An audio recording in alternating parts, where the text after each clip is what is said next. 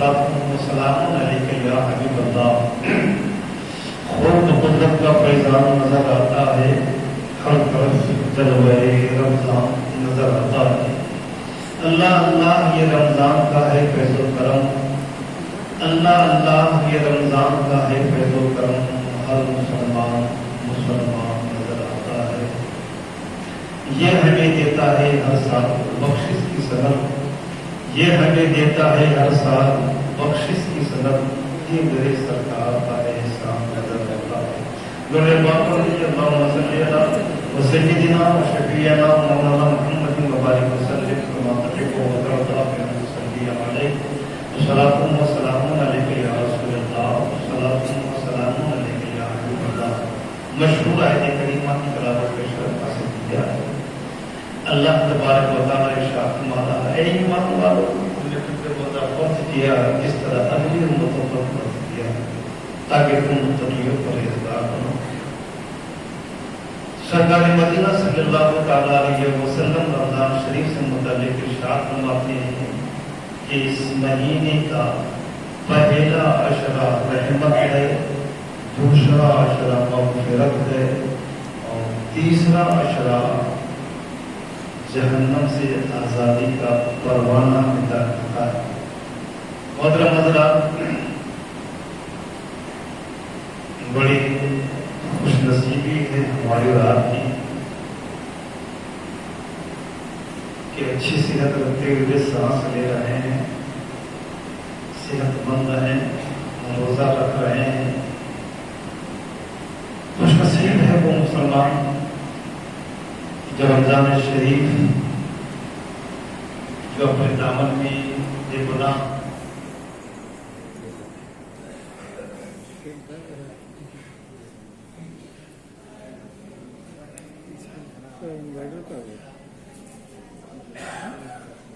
दुरूद पाक पढ़ लीजिए। अल्लाहुम्मा सल्ली अला सय्यिदिना व शफीअना मौलाना मुहम्मद व बारिक वसल्लम कमा तक़िबु व तरदा बिन सल्ली अलैहि सलातु व सलामु अलैका या रसूलल्लाह सलातु व सलामु अलैका या हबीबल्लाह। मैं कर रहा था कि खुशनसीब है वो मुसलमान जो रोज़ा रख रहा है और रमजान शरीफ के एक लम्हे को अपनी इबादत के ज़रिए, सफ़ों के ज़रिए, अपनी तारीख से जिंदगी की औलाद को मोहब्बत कर रहा है। अल्लाह तबारक व तआला हमारे और आपके और सारे मुसलमान भाई बहनों के रोज़ों को, इबादतों को, सजदों को कबूल फरमाए। बहुत देर से मैं सोच रहा था कि अल्लाह के रसूल ने दूसरे अशरे को मग़फ़िरत का दर्जा क्यों दिया। सरकार मदीना सल्लल्लाहु अलैहि वसल्लम इरशाद फरमाती है कि इसका पहला अशरा रहमत से भरा हुआ है, दूसरा अशरा मग़फ़िरत है और तीसरा नजात मिनल जिन्नात जन्नत से आज़ादी है। बहुत देर से मैं सोच रहा था, बड़ी प्यारी बात ज़हन में आ गई। आपको मालूम होना चाहिए कि आज 17 रमज़ान मुबारक है और ये 17 रमज़ान मुबारक की तारीख़ इस्लाम में बड़ी अहम तारीख़ है, इसलिए कि आखिरी की तारीख में जंग बद्र वाक़ हुई है और ये जंग बद्र को इस्लाम और कुफ्र के दरमियान वो पहली जंग है जो हक़ व बातिल के दरमियान वो जंग हुई थी, जिसमें सिर्फ 313 मुसलमान अल्लाह तबारक व तआला की वहदानियत को बरकरार रखने के लिए और पूरी दुनिया में अल्लाह की वहदानियत को फैलाने के लिए और नबी पाक सल्लल्लाहु तआला अलैहि वसल्लम की रिसालत को फैलाने के लिए 313 मुसलमान निहत्तगी कहेंगे, कोई हथियार नहीं थी और न कोई सामान था, कोई ऐसे मौलिक हथियार उस जमाने में नहीं थे। 313 मुसलमान एक बातिल के सामने मैदान जंग में आ गए थे। आप सोच सकते हैं रमजान शरीफ का महीना है, रोजे से होंगे, भूख को प्यास की शिद्दत अलग होगी, बातिल कुव्वतें सर पे है। उन 313 मुसलमानों को मिटाने के लिए क्या क्या नहीं कोशिश की गई होगी, लेकिन अल्लाह तबारक व तआला की रहमत देखिए कि उन 313 मुसलमान आज़ाद वाला है। अल्लाह तबारक व तआला ने फतह मुबीन अता किया। मेरे ख्याल में आज हम भी रोजा रख रहे हैं और उस जमाने में भी सहाबे किराम ने रोजा रखा होगा। आप अंदाजा कर सकते हैं کبھی ریگستان میں جانے کا آپ کو اتفاق نہیں ہوا ہوگا کہ ریگستانی علاقہ کیسا ہوتا ہے، وہاں کی پیاس اور وہاں کی بھوک کیسی ہوتی ہے۔ محترم حضرات، آپ اندازہ کیجیے، کوئی سایہ نہیں تھا، کوئی درخت نہیں تھا، اس ریگستانی علاقے میں یہ 313 مسلمان جب روزہ رکھ کر کے اللہ کی بارگاہ میں جب وہ آئے ہوں گے اور جنگ کے میدان میں آئے ہوں گے تو ان کا کیا حال ہوگا۔ بہرحال میں سمجھتا ہوں کہ اللہ تبارک و تعالیٰ نے اس فتح مدین کے صدقے میں سرکار مدینہ صلی اللہ علیہ وسلم نے دوسرے عشرے کو مغفرت کا درجہ دیا ہے۔ اس لیے کہ ایک مسلمان کی سب سے آخری تمنا یہی ہوتی ہے کہ ہماری مغفرت ہو جائے۔ ایک مومن و گنہگار خطاکار مسلمان کی آخری تمنا ہوتی ہے، بے پناہ گناہ کیے ہو کیا ہوا ہو، لیکن اس کی تمنا یہی ہوتی ہے کہ ہماری مغفرت ہو جائے۔ محترم حضرات، یہ دوسرے عشرے سے ہم گزر رہے ہیں اور دوسرے عشرے میں رسول پاک صلی اللہ علیہ وسلم کے حدیث کے مطابق کہ اس دوسرے عشرے میں اللہ تبارک و تعالیٰ سارے مسلمانوں کی مغفرت فرما دیتا ہے اگر وہ صرف دل سے اگر توبہ کرے اور اللہ کی بارگاہ میں آ جائے۔ محترم حضرات، زیادہ سے زیادہ ہمیں تو وہ استغفار کرنا ہے اور یہ کوشش کرنی ہے کہ اللہ تبارک و تعالیٰ اس دوسرے عشرے کے صدقے میں ہماری اور سارے مسلمان بھائی بہنوں کی مغفرت فرمائے۔ محترم حضرات، ہمارا روزہ رکھ رہے ہیں، روزہ ایک میں سمجھتا ہوں کہ یہ کو عام سی بات ہے کہ ذہن کھا لیا اور کوئی نہیں کھانا پینا ہے، شام کو بھی افطاری کرنا ہے۔ محترم حضرات، یہ روزہ جہاں ہمارے لیے روحانی فائدے لاتا ہے وہی ہمارے لیے جسمانی فائدے بھی لاتا ہے۔ اور آج کے ڈیٹ میں، آج کی تاریخ میں میں سمجھتا ہوں کہ روحانی فائدہ اگر آپ کو معلوم ہو یا نہ ہو، مگر جسمانی فائدے کے لیے انسان کیا نہیں کر رہا ہے۔ اگر آپ کہہ دیں کہ آج آکسیجن کی کمی کی وجہ سے انسان مر رہا ہے اور آپ کو یہ کرنا ہے، میں سمجھتا ہوں صبح شام کو کام کرنا شروع کر دے گا۔ جسمانی فائدے کے لیے انسان کیا نہیں کر رہا ہے، اللہ کے لیے 4 بجے بھور میں نہیں اٹھ رہا ہے۔ اگر کہہ دیا جائے کہ تمہاری صحت اچھی ہوگی، 4 بجے بھور میں دوڑنا ہے تو دوڑنا شروع کر دیتا ہے۔ میں دعوے کے ساتھ کہہ سکتا ہوں کہ جسمانی فائدے کے لیے انسان آج کیا نہیں کر رہا ہے۔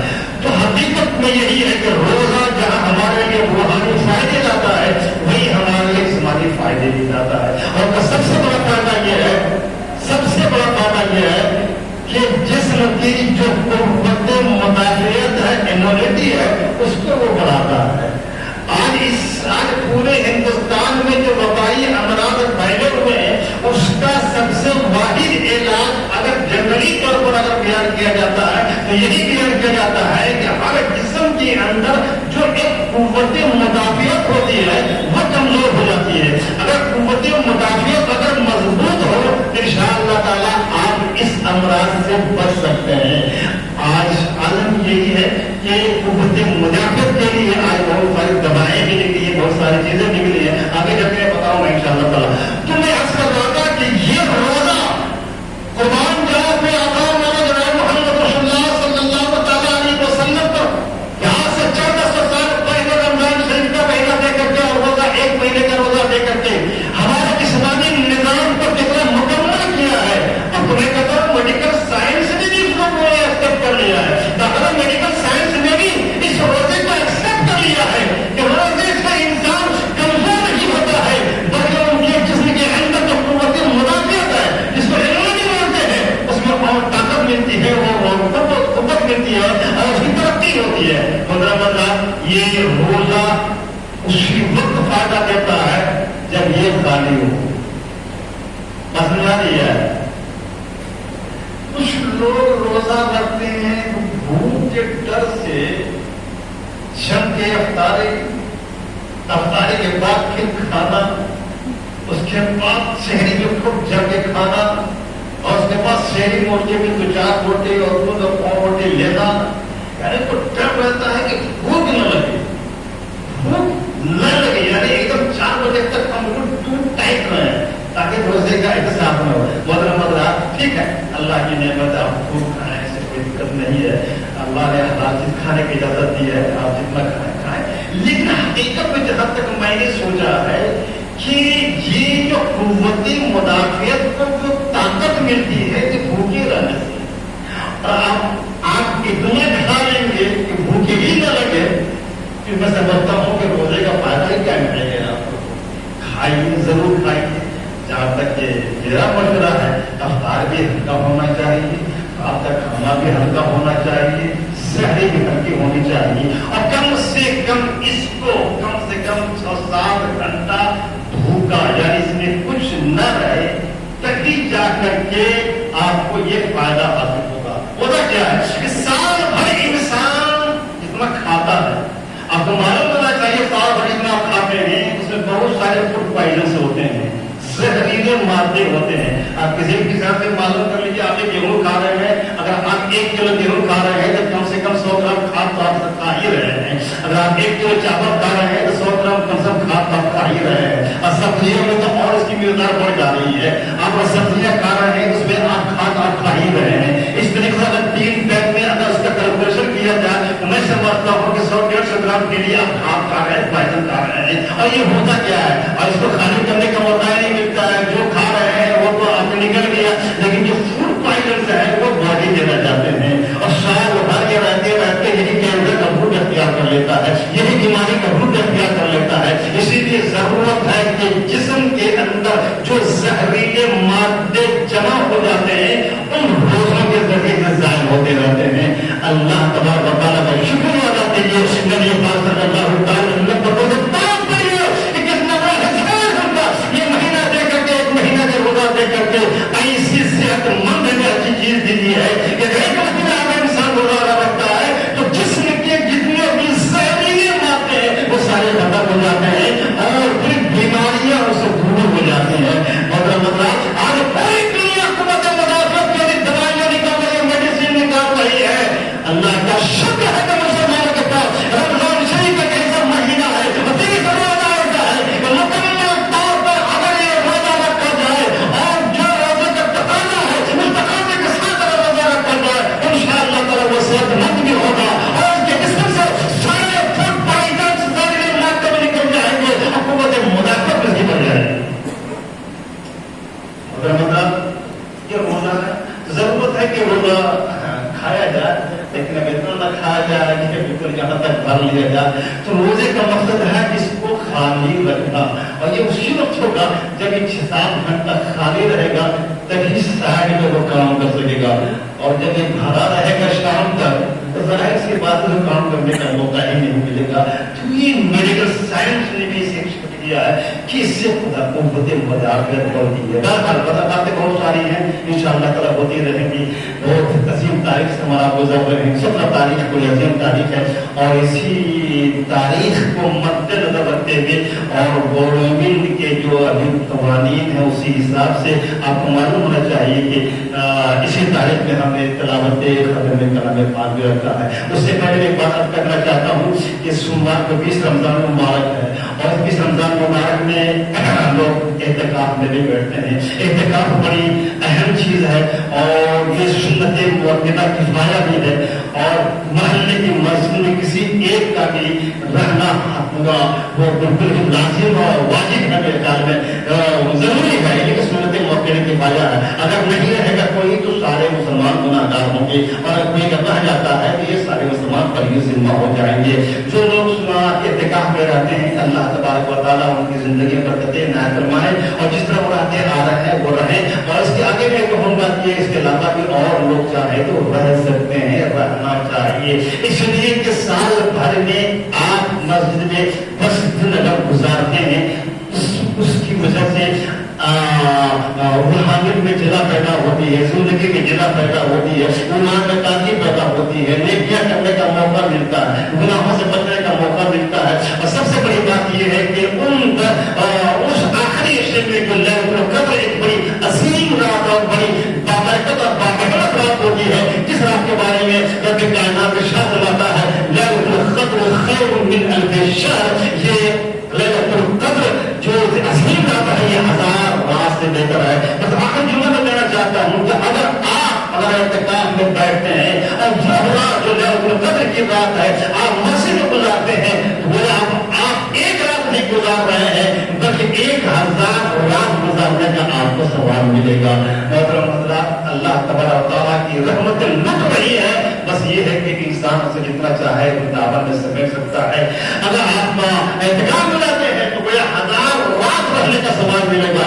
اور جہاں تک میرا ایمانی تقاضا بول رہا ہے, بندہ تو حریص ہے نا, بندہ تو حریص ہے, لالچی ہے. چاہے پیسے کا حریص ہو, لاکھی بھی دو طرح کے ہوتے ہیں, ایک پیسے کا لالچی ہوتا ہے, ایک نیکیوں کا لالچی ہوتا ہے. دعا کہ اللہ تعالیٰ ہمیں نیکیاں حاصل کرنے کا لالچی بنائے, زیادہ سے زیادہ نیکیاں حاصل کرنے کی ہم کوشش کریں. تو بندہ حریص ہوتا ہے. میرا ایمانی تقاضا بول رہا ہے کہ لیلۃ القدر کو بائی قانونی, بائی پروسیس 1000 رات کے برابر ہے. یعنی کہ ایک رات آپ مسجد میں اگر گزارے 1000 رات کا ثواب ملے گا. اور اگر رمضان کی فضیلتیں اور برکتیں اس میں شامل کر دے, اگر اس میں جوڑا جائے کہ ہر رمضان میں ہر نیکی کے بدلے میں 27 گنا ثواب ملتا ہے, تب میں یہ کہنے پر مجبور ہو جاتا ہوں کہ 1000 رات کو پھر آپ 27 سے گنا کیجیے, وہ 27000 رات آپ کو مسجد میں جانے کا ثواب ملے گا. میری پیارے, اس سے بڑی عظیم رحمت اور نعمت اور ہمارے لیے اور آپ کے لیے کیا ہو سکتی ہے. کچھ لوگ سمجھتے ہیں کہ اعتکاف میں بوڑھے ہی لوگ رہے, جوان کو کم ہی نظر آتے ہیں. ویسے اللہ کا شکر ہے ہمارے یہاں جوان بھی رہتے ہیں. اللہ تعالیٰ ہمیں تمام لوگوں کو ہدایت دے کہ اعتکاف میں بیٹھنے کی کوشش کریں اور آپ زیادہ سے زیادہ نیکیاں حاصل کرنے کی کوشش کریں. مطلب آج ہی کی رات, آج ہی کے دن میں, آج ہی تلاوت ختم کلام پاک ہے. اللہ کا شکریہ ادا کیجیے. ہندوستان کے بیشتر علاقوں میں, جگہوں میں تراویح نہیں ہو رہی ہے, نمازیں نہیں ہو رہی ہیں, جمعہ بھی نہیں ہو رہا ہے. یہ اللہ تعالیٰ کا شکریہ ادا کیجیے کہ بڑی آسانی کے ساتھ, بڑی خوش اسلوبی کے ساتھ ہم نے اور آپ نے, سارے مسلمان بھائیوں نے بڑے اچھے انداز میں آپ نے تراویح پڑھی, تراویح کلام پاک آپ نے سنا. اور آج وہ تلاوت کا ختم کلام پاک ہے. آسمانی حضرات سے گزارش ہے کہ ختم کلام پاک کے آپ خود تشریف لائیے اور زیادہ سے زیادہ آپ حافظ صاحب کی حوصلہ افزائی فرمائیے. اب حوصلہ افزائی میں اشارے آپ سمجھ گئے ہوں گے. محترم حضرات, آپ کوئی بھی پیسہ کہیں بھی خرچ کریں گے, ویسے تو رمضان میں کوئی حساب نہیں دیا جائے گا, لیکن اگر آپ اور حافظ صاحب کی حوصلہ افزائی فرماتے ہیں اور آپ جو کچھ بھی آپ نکالتے ہو ان کے بارگاہ پیش کرتے ہیں, اس کا بھی ثواب آپ کو ملے گا. اور یہی وہ پیسہ ہے میرے پیارے جو آپ کا قیمتی مانا جائے گا. اور آخر میں آپ کو اس لیے کہ یہ پیسہ آپ کو کیوں نکال رہے ہیں, آپ گویا کلام پاک کی خدمت کر رہے ہیں. آج پورے ہندوستان ہی نہیں, پوری دنیا میں آج ڈنڈے کی چوٹ پہ یہ بات کہی جا سکتی ہے کہ دنیا کی ساری کتابیں ایک طرف, قرآن پاک کلام پاک ایک طرف. اگر دنیا کی ساری کتابیں ختم ہو جائے تو دوبارہ میں سمجھتا ہوں وہ کتابیں سامنے نہیں لا سکتی ہیں. لیکن یہ کلام پاک ایک ایسی کتاب ہے کہ اگر دنیا کے سارے کلام پاک کو دنیا میں اگر دبا بھی دیا جائے تو انشاءاللہ تعالیٰ 1 سال کے بعد پھر یہ کلام پاک سامنے نظر آ جائے گا. یہ ہر کلام پاک کا معجزہ ہے بول جائے. اور یقیناً ان حفاظ کلام کی یہ خدمات ہیں, اللہ تعالیٰ ان کی خدمات کو قبول فرمائے.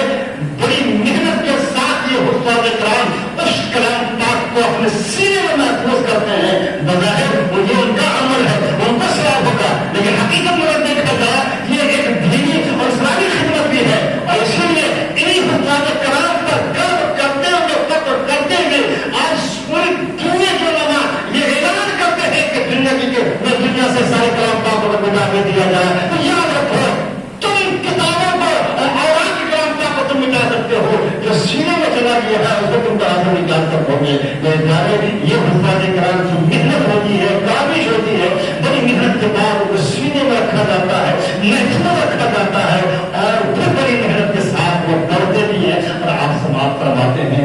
اللہ تبارک و تعالیٰ سارے حفاظ کرام کی زندگی میں برکتیں عطا فرمائے اور ان کی زندگی میں رحمت عطا فرمائے اور ان کی لمبی زندگی عطا فرمائے. حقیقت یہ ہے کہ یہ حفاظ کرام بھی ایک طرح سے بہت بڑی دینی, اسلامی اور مذہبی خدمات انجام دے رہے ہیں. اس کے بدلے ہم کیا دیتے ہیں؟ ارے بہت زیادہ سے زیادہ 150 دے دیتے ہیں. میرے پیارے, سال بھر میں 150 آپ کا کتنا کہاں چلا جاتا ہوگا؟ چاکلیٹ میں, چوٹی میں, رسگالا میں, آلو چوپ میں کہاں چلا جاتا ہوگا؟ اس کا کوئی حساب نہیں ہے. لیکن یاد رکھیے کہ 150 اگر آپ پاکستان میں خدمت کرتے ہیں یہ بہت بڑی خدمت ہوتی ہے. اور میں کہتا ہوں پاکستان میں خدمت نہیں ہوتی ہے, اگر دیکھا جائے کہ یہ مکمل طور پہ اسلامی مذہبی خدمت آپ کی ہو رہی ہے. تو آج تلاوت ختم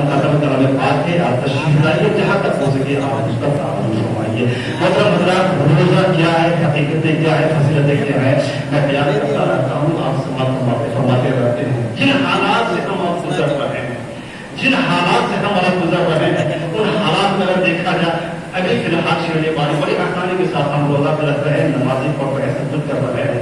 मैंने इससे पहले भी अर्ज किया था कि जो वबाई मर्ज अभी पूरे हिंदुस्तान में फैला हुआ है, कुछ लोग कहते हैं कोरोना है, कुछ लोग कहते हैं 5G का असर है, उसी का एडिक्शन है, कुछ लोग क्या कहते हैं जितनी मुंह उतनी बातें होती हैं। वहाँ अल्लाह तबारक व तआला तमाम मुसलमान भाई बहनों को महफूज फरमाए इस वबाई मर्ज से, और हमें और आपको सेहत सलामती के साथ रखे। मैंने अर्ज किया था कि हर हाल में किसी भी वबाई मर्ज के वक्त में अजान दी जाती है, तो मैंने ऐलान किया था, लेकिन 2-3 दिन अजान हुई, उसके बाद फिर लगता है कि लोग ढीले पड़ गए हैं।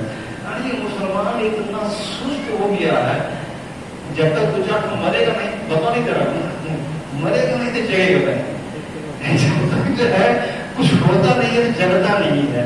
अजान एक ऐसी दवा है, रूहानी दवा है कि खराब से खराब वबा को भी जो है और भयंकर से भयंकर वबा को भी ये दूर कर देता है।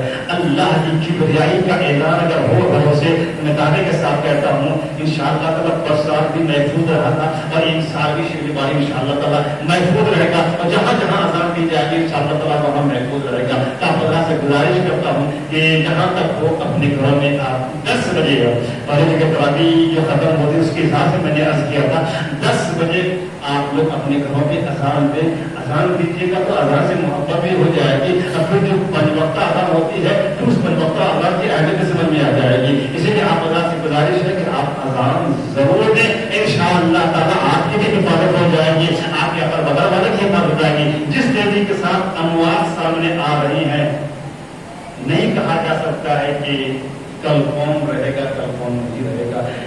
तो अल्लाह तबारक व तआला सारे मुसलमानों को महफूज रखे। आप अजान जरूर दें और ताकि सवाई मत से आप महफूज रह सके। और उसी के साथ साथ ये हमारा रूहानी इलाज है, एक जिस्मानी इलाज बता देना चाहता हूँ। अगर हो सके तो लौंग, इलायची, दालचीनी, थोड़ा सा सौंफ, थोड़ी सी मेथी, गोल मिर्च, 6 आइटम है। आपसे अगर हो सके 1 बड़ी इलायची, 2-3 लौंग और 2-3 दाना दालचीनी का, और उसके बाद 1 चुटकी सौंफ, 1 चुटकी मेथी और 2-4 गोल मिर्च। ये 6 आइटम आप पानी में डाल के जिस तरह चाय बनाते हैं वो पानी खौलाइए। अगर 1 गिलास अगर डालिए तो कम से कम 1 घोट पानी जल जाना चाहिए। इतना खौलाइए कि उसके साथ अर्थ में आ जाए। और जिस तरीके से चाय पीते हैं आप उसको पिजा दीजिए। बहुत मुफीद बताया गया है, बहुत फायदेमंद बताया गया है, बहुत ही मुअस्सर बताया गया है। और ये किसी मर्ज का ये इलाज नहीं है, ये आपके अंदर जो कुव्वत मुदाफियत है ये उसको ताकत देगा। और जब ये कुव्वत मुदाफियत, अब कुव्वत मुदाफियत बोल रहा हूँ आप समझ रहे हैं, नहीं समझ रहे हैं। मिसाल के तौर पर जैसे कि एक नौजवान है, एक बूढ़ा है, शाम को कहा कि ये संतरा खा लेगा तो सुबह ही खांसी हो जाएगी, पति है। अभी डॉक्टर साहब खाएंगे तो खांसी नहीं होगी। अल्लाह ताला एक जवान रखे, हमेशा रखे जितने जवान है। क्या है भाई, एक जवान आदमी खाता है तो 1 का 2-3 दिन का खा लेगा, उन खांसी नहीं होगी। एक बूढ़ा खाने का तो पट से खांसी हो जाएगी, सर्दी हो जाएगी। क्या यही वो कुव्वत मुदाफियत है, उसका असर दोनों का बराबर है। संतरे का जो असर है तो ठंडक का असर बराबर है। फर्क इतना है कि ये जवान है जिनके अंदर उससे लड़ने की ताकत है, खांसी नहीं हुई। बूढ़े बेचारे को लड़ने की ताकत नहीं है, पर से खांसी हो गई। यही कुव्वत मुदाफियत है जिसको इम्यूनिटी बोलते हैं। तो ये चीज अगर आपकी ताकतवर है और आपके अंदर अगर बीमार करने की ताकत है तो इंशाअल्लाह ताला बड़े से बड़े मर्ज भी आप इंशाअल्लाह ताला चढ़ा देंगे। तो ये वो मैंने बताया है, इससे आपकी कुव्वत मुदाफियत बढ़ेगी, इम्यूनिटी बढ़ेगी। दोनों इलाज में दे रहा हूँ। अल्लाह ताला अपने हबीब पाक सदक़े में इन दोनों इलाज को हमारे लिए सारे मुसलमान भाई बहनों को मुफीद बना है। बात नहीं ना बातें करता मैं, और जब तक देना चाहता हूँ कि जहाँ तक मुझसे हो सका है, पूरा मोहल्ला घूम चुका हूँ, हर एक घर जा चुका हूँ। मज़हब सुन्नत मज़हब शिरडी बारी आपके सामने है। मैंने पहले भी कहा था कि गुज़श्ता साल में बहुत खसारा हुआ है, माली और तालीम नुकसान भी हुआ है। अब हमें हजरात से गुजारिश है کہ جہاں تک ممکن ہو آپ اس کا تعاون کریے، اس لیے کہ ادارہ ہر حال میں آپ کو زندہ رکھنا ہے۔ کچھ لوگوں کو یہ ہے کہ مسئلہ بند ہے، ارے بند ہے تو کل کھلے گا انشاءاللہ تعالیٰ، ایسا نہیں کہ ہمیشہ بند رہے گا، کل کھلے گا انشاءاللہ تعالیٰ۔ اور جیسے ہی مجبوری کی بنیاد پہ یہ بند ہے، اگر جیسے ہی گائیڈ لائنس آئیں گے کھلنے کے انشاءاللہ تعالیٰ کھول دیا جائے گا۔ تو تعاون اب اپنا روکے نہیں، بلکہ جو تعاون آپ کرتے ہیں آپ کرتے رہیں، اس لیے کہ انہیں اداروں سے علماء نکل رہے ہیں، حفاظ نکل رہے ہیں، اور میں دعوے کے ساتھ کہہ سکتا ہوں کہ پورے ہندوستان ہی پوری دنیا کے اسلامی تشخص اگر برقرار ہے تین اداروں سے ہے میرے پیارے۔ اگر تو کچھ آپ کو اسلامی احکامات مل رہے ہیں، دینی شعور مل رہا ہے، اسلامی شعور مل رہا ہے، سرکار مدینہ صلی اللہ تعالیٰ علیہ وسلم کی جو کچھ آپ کو سنتیں مل رہی ہیں، جو کچھ احکامات مل رہے ہیں، وہ انہیں اداروں سے مل رہا ہے۔ اگر یہ ادارے جب نہیں رہیں گے، اگر پروٹیکشن کو بند ہو جائے گا تو پھر یہ ترس جائیں گے کہ نماز جنازہ پڑھانے والا یدی نہیں ملے گا، کہ قرآن پڑھنے والا وہ کوئی نہیں ملے گا۔ اس لیے ضرورت ہے کہ جو تعاون آپ کرتے ہیں آپ کرتے رہیں۔ جہاں تک مجھ سے ہو رہا ہے میں آپ گھر تک پہنچ چکا ہوں، ایک آخر کیا میں سب سے ملاقات نہیں ہوتی، کچھ سوئے رہتے ہیں پھر باہر جاتے ہیں، اب بار بار کہتے میں کیا جاؤں گا، ذرا تھکائیے گا کہ بیمار پڑ جائیں گے پھر آپ کو نقصان ہو جائے گا۔ اس لیے آپ اللہ سے گزارش ہے کہ جو لوگ باقی رہتے ہیں وہ ضرور لائیے، ہدایت فرمائیں انشاءاللہ تعالیٰ۔ یہ ادارہ آپ کی مسلکی اسلامی اور دینی تشخص کا یہ علم بردار ہے۔ یہ مسجد و مدرسہ کوئی باہر سے آتا ہے وہ نہیں دیکھتا ہے کہ شبلی باری کو مسلمان کہتے ہیں، وہ مسجد و مدرسے ہی کو دیکھتا ہے۔ اگر یہ مسجد و مدرسہ اگر چمکتا رہے گا تو سمجھ جاتا ہے کہ یہاں مسلمان دیندار ہے، جاندار ہے اور اچھے ہیں، اور اگر یہ اگر نہیں ہے تو پھر وہاں کا ایزا بتا لینے بڑی آسان خرید رہتی ہے۔ اللہ تبارک و تعالیٰ ہمارے آپ تمام مسلمان بھائی بہنوں کے رزق میں برکتیں عطا فرمائے، جہاں تک ممکن ہو آپ ادارے کا تعاون فرمائے۔ آپ کو تعالیٰ الحمدللہ رب العالمین۔ دو آدمی بہت بیمار ہیں، ایک ہمارے ہی محلے کے انصار محلہ کے جناب محمد نسیم احمد صاحب جو نعیم احمد صاحب کے صاحبزادے ہیں، وہ بخارا میں ایڈمٹ ہیں، ایک جناب محمد مقیم احمد صاحب وہ بھی بیمار ہیں۔ آپ ہمیں حضرات سے گزارش ہے ان کے لیے جہاں تک ہو سکے آپ دعائیں صحت فرمائیں گے، اور صرف انہیں کے لیے نہیں بلکہ پورے مسلمان بھائی بہنوں کے لیے آپ دعا فرمائیں۔ اللہ تبارک و تعالیٰ جو مریض ہے، جو مرض جس مرض سے مبتلا ہے، اللہ تبارک و تعالیٰ انہیں شفا کلی عطا فرمائے، اور سارے مسلمان بھائی بہنوں کو اس بھائی مرض سے محفوظ رکھے۔ اور دوسرا اعلان یہ ہے کہ بہت سارے محتاج آپ کے بیٹے موجود ہیں، آپ کا بھی حضرات سے گزارش ہے جہاں پر ہو سکے آپ ان کو فرمائیں۔ وہاں پر الحمد للہ رب العالمین، سنت نہیں